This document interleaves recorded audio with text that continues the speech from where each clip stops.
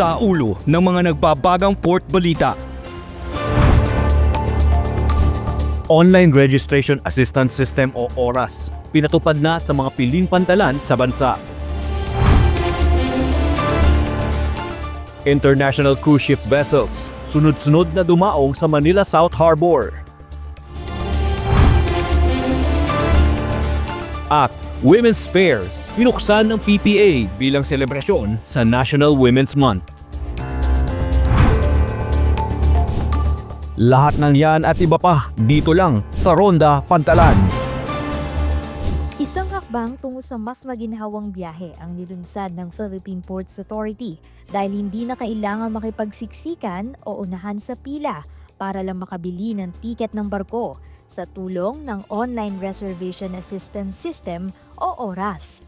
Bago kasi magpunta sa pantalan, maaari nang magpareserba ang pasahero ng kanilang tiket ng barko. Ito'y para maiwasan ang pagpila bilang chance passenger. Sa tulong yan ng tatlong hakbang, ang scan, choose, at reserve. Simula noong Huwebes, March 26, 2026, maaari nang gamitin ang oras ng mga pasaherong dadaan sa pantalan ng Lucena, Balanacan, Batangas, at Calapan upang mas madaling makabili ng tiket para sa kanilang biyahe. Mas mapabilis at maging maayos ang proseso ng pagbili ng tiket, lalo na para sa mga walk-in passenger. Okay. Talagang mabilis sa proseso kasi magka-QR code ka lang eh. Andun naka-reservation ka na. Sobrang malaking tulong kasi hindi siya magta-traffic, hindi sila magsasalubong-salubong, hindi sila magsasabay-sabay. Sa oras na makapagparehistro, makakatanggap ang pasahero ng Oras Pass na may code na ipapakita sa validation area upang mapabilis ang kanilang pagpasok at pagbili ng tiket. Mayroon ding mga help desk para sa mga walking passenger, senior citizen at person with disability o PWD upang tulungan silang makapagparehistro sa sistema. Mas maganda po yung nagawa nyo ngayon. Hindi kami maabala, hindi kami mapili ng matagal. Mas maganda po yan. Mas mapabilis. Naiwasan namin yung maabala ng matagal dito. Mas mapadali ang biyahe namin. Paalala ng PPA, mag-e-expire ang Oras Pass 3 oras bago ang napiling schedule ng barko.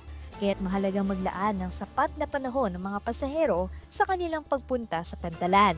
Hindi rin ipatutupad ang oras sa mga pantalan kung saan may hawak ng tiket ang mga pasahero o kung may mga ticketing booth sa labas ng port area. Para naman sa mga may dalang sasakyan, mananatili ang kasalukuyang proseso ng pagpila. Patuloy ang pakikipag-ugnayan ng PPA sa mga shipping lines at iba pang ahensya upang matiyak ang maayos na implementasyon ng sistema. Sa inaasahang pagpapalawak ng oras, target ng PPA na mas mapabilis, maging mas maayos at mas komportable ang karanasan ng mga pasahero sa paglalakbay sa mga pantalan sa buong bansa. Jel Manalo para sa PPA TV. Masiglang sinalubong nitong March 15 ang pagdaong ng cruise ship na MSC Magnifica sa Manila South Harbor.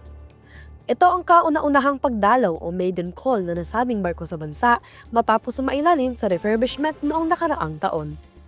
Ginanap ang tradisyonal na crest of flag exchange ceremony sa pagitan ni Port Manager Catherine Esto ng PMO NCR South at ng kapitan ng barko. Umalis ang MSC Magnifica noong March 16 upang ipagpatuloy ang kanyang paglalayag patungo sa kilong Taipei, Taiwan.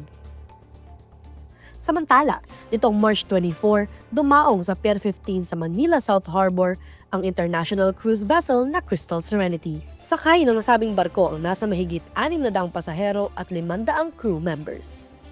Habang nakadaong ang Crystal Serenity, isa pang higanteng cruise vessel ang dumating sa parehong araw.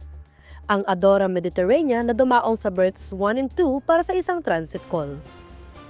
Sakay ng Adora Mediterranean ang humigit kumulang 2,000 pasahero na karamihan ay mga dayuhang mula sa China.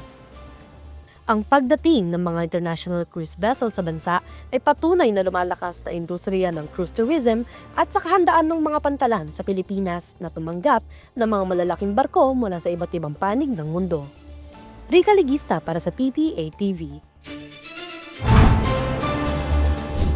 Nakikiisa ang Philippine Ports Authority sa pagdiriwang ng National Women's Month sa pamamagitan ng isang makabuluhang women's fair na nagtatampok ng talento, kakayahan at kalusugan ng kababaihan.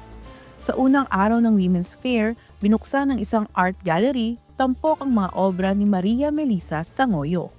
Hindi rin nagpahuli ang mga empleyado ng PPA sa isang art session. Isang makulay na musical performance naman ang hinandog ng independent artist na si Faith Corvach.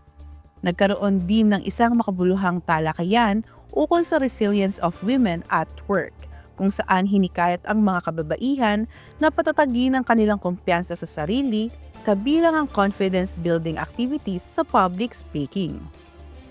Sa ikalawang araw naman, mas pinagtibay ang advokasya para sa kalusugan ng kababaihan.